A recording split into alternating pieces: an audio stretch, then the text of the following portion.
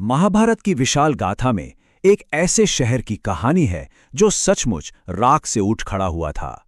एक ऐसा शहर जो एक बटे हुए साम्राज्य की उम्मीद बना और फिर एक भयानक संघर्ष का केंद्र भी। तो आज हम जानेंगे इंद्रप्रस्थ की कहानी।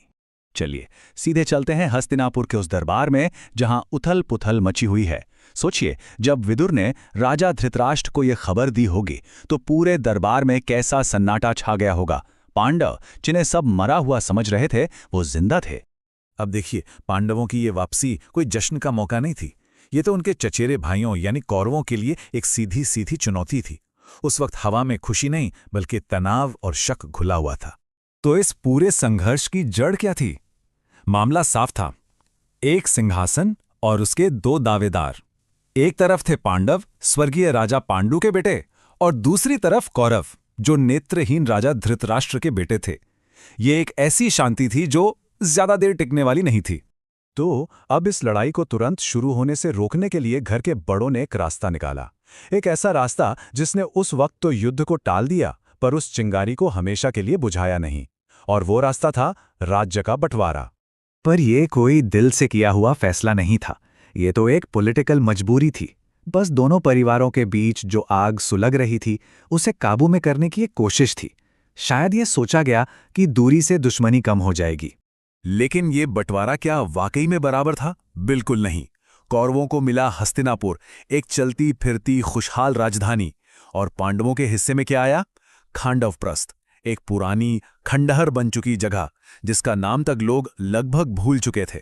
राजा धृतराष्ट्र के ये शब्द सुनने में तो किसी आशीर्वाद जैसे लगते हैं, है ना? पर असल में ये एक चुनौती थी। पांडवों को विरासत में कोई तोहफा नहीं, बल्कि एक बहुत बड़ी, नामुमकिन सी लगने वाली मुश्किल दी गई थी। तो आखिर पांडवों को मिला क्या था? कैसा था ये खांडवप्रस्थ? ये एक ऐसी जगह थी जिसे जैसे समय नहीं भुला दिया हो। एक बिल्कुल उजाड़ और वीरान इलाका। और बात यह है कि ये कोई ऐसी वैसी बंजर जमीन नहीं थी। इसका एक शानदार इतिहास था। एक जमाने में ये उन्हीं के ही पूर्वजों की राजधानी हुआ करती थी। पर अब ये सिर्फ एक खंडहर थी, एक भूली बिसरी याद। चारों तरफ सिर्फ टूटे फूटे अवशेष ही बिखरे थे। और ये वही जमीन थी जहां कभी उनके महान पूर्वजों का शासन हुआ करता था। एक ऐसा साम्राज्य जिसे आप इतिहास ने जैसे पूरी तरह से भुला ही दिया था। लेकिन पांडवों का संकल्प धर्म पर टिका था। उन्होंने हार नहीं मानी। उन्होंने ठान लिया कि वो इस बंजर जमीन को अपनी मेहनत से एक चमत्कार में बदल देंगे। और यहीं से शुरू होती है इंद्रप्रस्थ के बनने की कहानी, जो सिर्फ एक शहर की नहीं बल्कि उम्मीद और कर्म की कहानी है। तो चलिए देखते हैं ये सब हुआ कैसे। सबसे पहले उन्होंने उन खंडरों में फिर से जान डाली। फिर एक से बढ़कर एक शानदार महल और मजबूत किले बनवाए। और आखिर में उस शहर को एक नया नाम दिया, इंद्रप्रस्थ, यानी देवराज इंद्र का शहर। और देखते ही देखते ये नया शहर धन दौलत और खुशहाली से भरने लगा। इसकी खूबसूरती का कोई मुकाबला नहीं था और इसकी चर्चा दूर दूर तक होने लगी।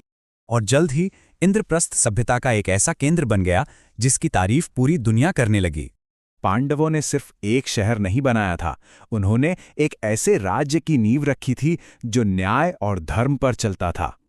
और यही था इंद्रप्रस्थ का सुनहरा दौर।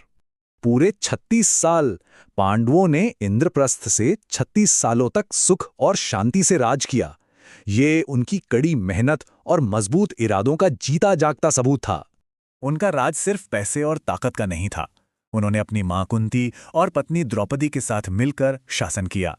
ये एक ऐसा समय था जब प्रजा खुशहाल थी और पांडव कभी भी धर्म के रास्ते से भटके नहीं। लेकिन कहानी यहां खत्म नहीं होती। इंद्रप्रस्थ की यही चमक, यही खुशहाली हस्तिनापुर में बैठे उनके भाइयों की आंखों में चुभने लगी थी। और यह सवाल हमें सोचने पर मजबूर करता है कि जब कोई चीज इतनी खूबसूरत हो तो क्या वो हमेशा महफूज रह सकती है?